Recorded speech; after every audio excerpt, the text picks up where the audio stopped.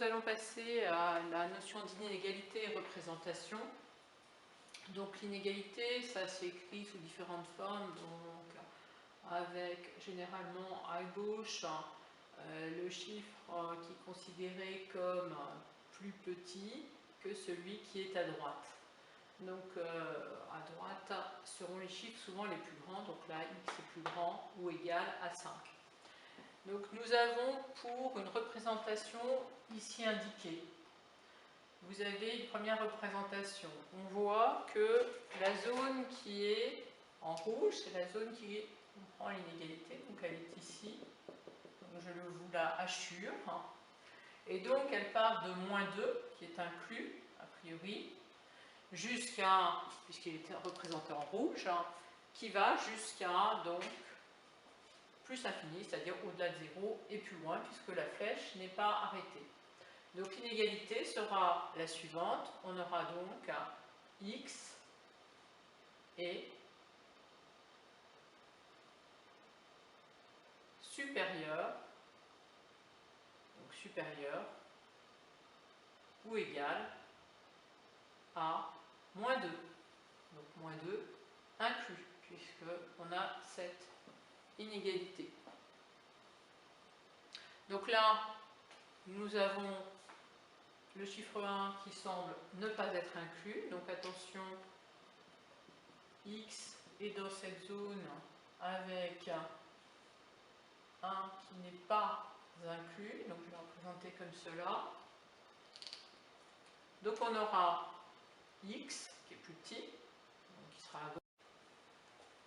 Donc là on a x est supérieur ou égal à 5, donc x se situe dans cet espace-là, de 5 inclus, donc ici c'est la zone non inclus, ici, jusqu'à un nombre infini positif. Donc ici par exemple on pourrait mettre je sais pas, 10, mais pas 0 puisque autrement on ira en chiffre décroissant. Ensuite, vous avez x qui est compris entre -5 et 2. Attention, là, on a une inégalité stricte. Donc, vous allez avoir ici -5 non inclus, jusqu'à, donc, on sait, jusqu'à 2. Donc là, on aura par exemple 0, et là, on aura 2. Et ici, 2 sera inclus. Donc la zone ici est en rouge et celle-ci étant, j'avais fait le choix du bleu, donc est en bleu. Donc on aura l'intervalle dans lequel x est -5 non inclus à 2 inclus. Donc là, on a une question sur l'encadrement et les propriétés d'un rectangle. Donc on a les trois côtés d'un rectangle qui sont AB ici, BC et CA. Donc en fait, on va se le représenter, puisqu'après on nous posera la question, le triangle est-il isocèle ou équilatéral? Donc on observe déjà que le plus petit segment, c'est le segment AB, qui sera situé entre 3,5 et 4 cm. Donc en longueur, il aura 3,5 cm non inclus, donc 3,50001. Et au maximum, il aura 3,999999999, puisqu'il n'aura pas 4 cm. Et là, 4 cm non inclus pour le segment BC. Donc ce segment sera obligatoirement supérieur à 4, donc 4,000001, et il devra être inférieur strictement à 4,2. Donc on remarque que potentiellement ces deux côtés peuvent être égaux à un moment donné, mais aucunement les trois peuvent être égaux. Donc ces deux segments côtés, qui sont tous les deux les côtés d'un triangle ABC, peuvent être égaux.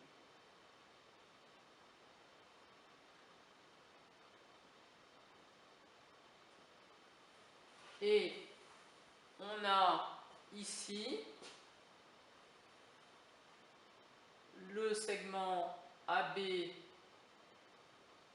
et CA pourront être égaux à un moment donné, puisque on a entre 3,5 et 4, on a la mesure 3,9, non incluse, mais elle est incluse, puisqu'on a parlé tout à l'heure 3,99999.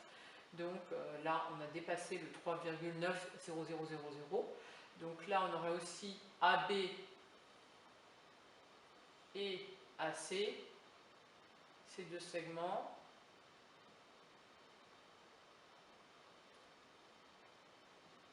Peuvent être égaux,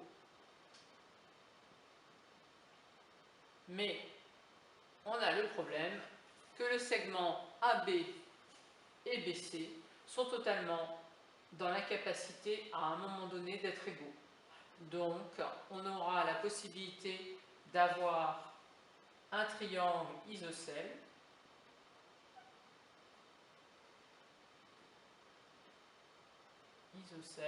donc on aura un triangle isocèle, soit avec donc AB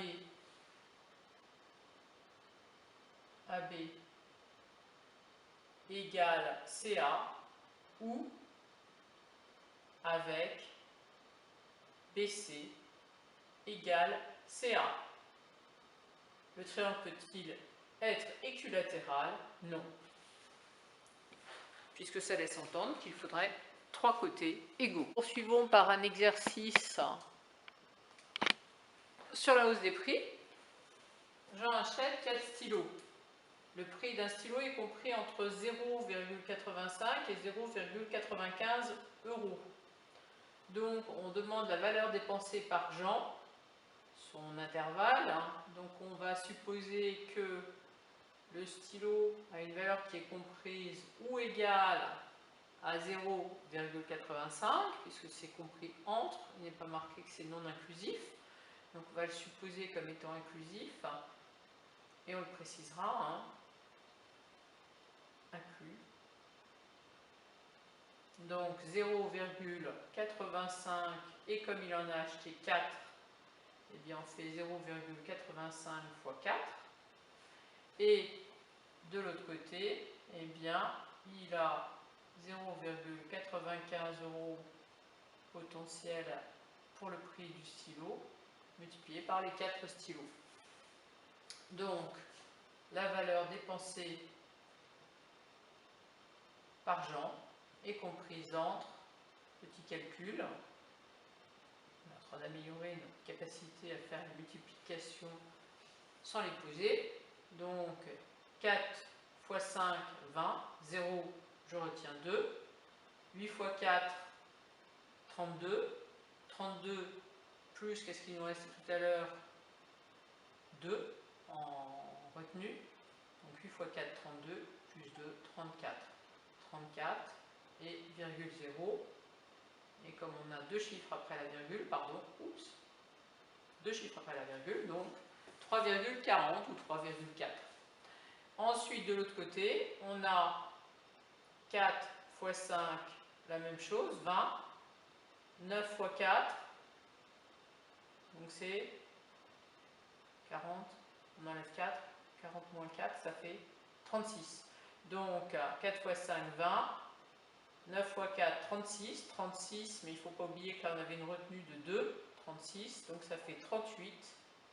Et comme tout à l'heure, on avait deux chiffres après la virgule, les voici, donc 3,80. La valeur dépensée pour les 4 stylos sera comprise entre 3,40 € inclus ou jusqu'à 3,80 € inclus. Donc il est précisé que quelques mois plus tard, Jean a besoin de nouveau de 4 stylos, sauf qu'il y a eu une augmentation de prix par stylo qui est comprise entre 0,04 €, c'est-à-dire 4 centimes, et 0,05 €. Donc si Jean a besoin à nouveau de 4 stylos comme ceux qu'il avait achetés précédemment, donc on va appeler ça nouvelle valeur, nouvelle valeur de la dépense de Jean après augmentation,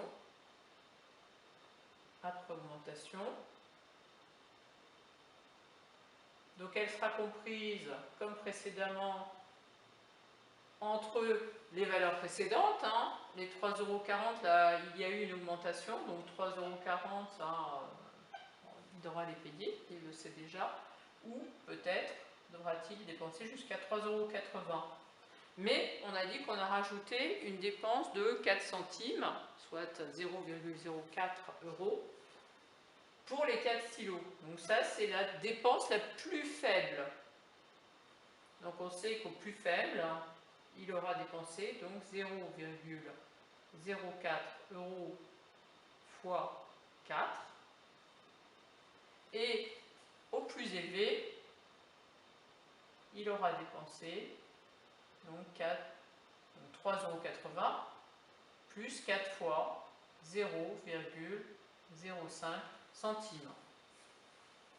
Donc on aura la valeur ici à rajouter, donc 3,4 plus 4 fois 4, ça fait 16.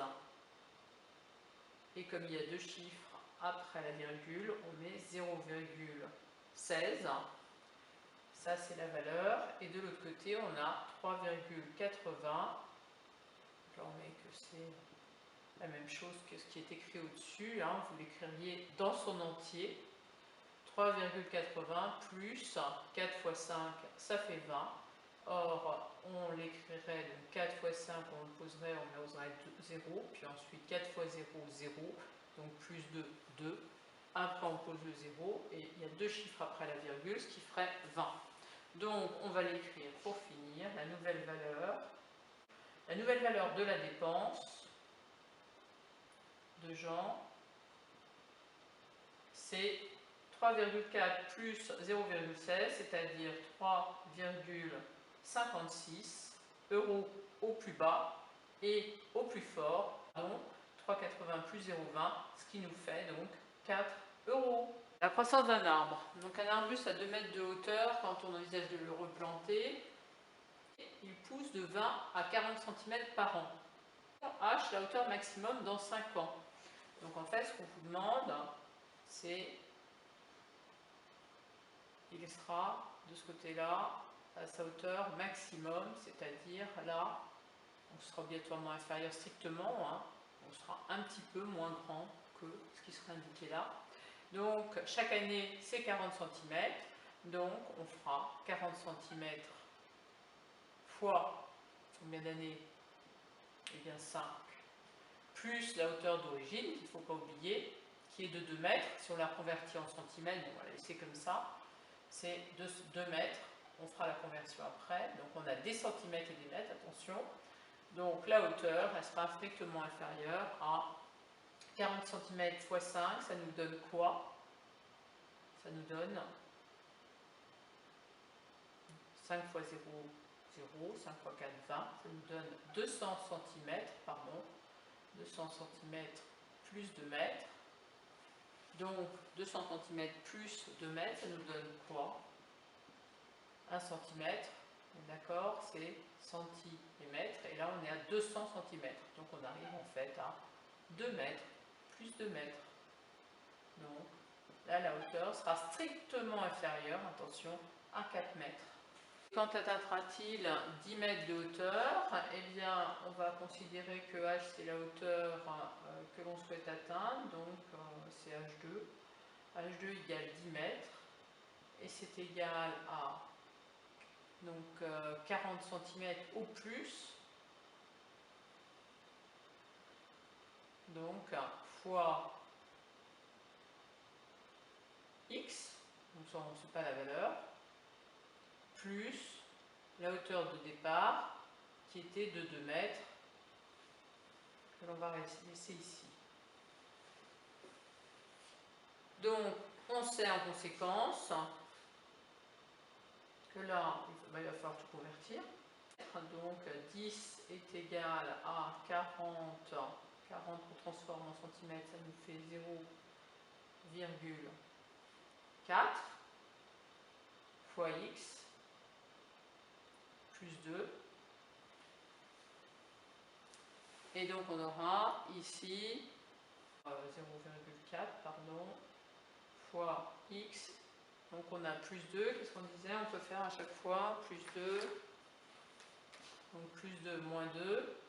Et moins 2 de ce côté-là. Moins 2 plus. Donc on en met autant d'un côté que de l'autre. Hein. Et donc on va avoir ici 10 moins 2, ça nous donne 8. Et sera égal à 0,4 fois x, et de l'autre côté, 2 moins 2, ça nous donne 0. Donc maintenant, pour finir, on a le droit de changer les côtés d'égalité, sans rien changer, bien évidemment. Donc 0,4 fois x, de l'autre côté on met 8, et donc x est égal à, comment on fait? On multiplie ici par 1 sur 0,4 et de l'autre côté on multiplie aussi par 1 sur 0,4. Donc nous avons pour finir la possibilité d'avoir au plus bas, donc vous aviez la hauteur visée était donc 10 mètres. Donc on se pose la question en combien de temps, en combien d'années on va pouvoir atteindre ces 10 mètres. Donc nous avions vu au plus quand l'arbre pousse à 40 cm par an, mais il peut arriver que l'arbuste met un certain temps à pousser, donc 20 cm par an. Donc en conséquence on a fait le même calcul en partant sur la base d'une pousse qui est donc de 20 cm par an, donc 20 cm par an ici, qu'on multiplie donc par x le nombre d'années, auquel on ajoute les 2 mètres de pousse à l'origine, puisque l'arbuste quand il est planté à 2 mètres, et donc l'objectif à atteindre est 10 mètres. Donc ensuite on a dit c'est égal à 0,2 puisqu'on a mis les 20 cm en mètres, donc on a 0,2 mètres fois x plus 2, et on met moins 2 de chaque côté pour supprimer ce plus 2 qui est ici. Donc on va arriver à 10 moins 2, ça nous fait 8, c'est égal à 0,2 fois x, donc toujours le nombre d'années. Et donc ensuite on inverse l'égalité en les mettant des deux, donc en commutant les éléments qui sont à droite, on les met à gauche de l'égalité, ceux à gauche, on les met à droite. Donc on a 0,2 fois x est égal à 8, et on peut multiplier par 1 sur 0,2 de chaque côté de l'égalité pour obtenir x est égal à 40 ans, qui s'est calculé de cette façon. 8 fois 1 sur 0,2, c'est égal à 2 fois 4, qui est égal à 8, sur 2 fois 10 puissance moins 1, 2 fois 10 puissance moins 1, c'est 0,2, donc c'est égal à 4 fois 10, puisqu'on a enlevé les 2 au numérateur, 2 sur 2, ça nous fait 1, donc ça nous fait 4 sur 10 puissance moins 1, 4 sur 10 puissance moins 1, c'est égal à 4 fois 10 puissance 1, donc 4 fois 10, ce qui est égal à 40. Donc on aura une pousse de l'arbuste qui va mettre, pour atteindre les 10 mètres, entre 20 et 40 ans. Nous avons calculé l'encadrement d'un volume, donc c'est un parallélépipède rectangle qui a pour longueur grand L, pour largeur petit l, pour hauteur h, exprimée toute en centimètres tels que. Donc grand L est compris entre 2,7 et 2,8 inclus, petit l est compris entre 1,8 et 1,9 cm inclus, et h, la hauteur, est compris entre 5,5 et 5,6 cm inclus. Donc on demande de donner l'encadrement du volume qu'on va appeler V. Donc V s'exprimera en, évidemment, centimètres cubes, puisque c'est centimètre fois centimètre fois centimètre, donc c'est centimètre à la puissance 3. Donc on va avoir, comment fait-on le calcul du volume? V c'est égal à grand L fois petit l fois hauteur, et donc maintenant on va calculer V. Donc V va être compris entre, donc il sera plus grand que quoi? eh bien, la mesure de grand L la plus petite, donc 2,7, fois la mesure de petit l la plus petite, fois la mesure la plus petite de la hauteur, c'est-à-dire 5,5. Et de la même façon, il sera plus petit que la plus grande ou égale que la plus grande valeur de L, soit 2,8, donc fois la plus grande des valeurs de L, c'est-à-dire 1,9, fois la plus grande des hauteurs de, donc soit 5,6 de ce parallélépipède. Donc après, eh bien, nous allons faire le calcul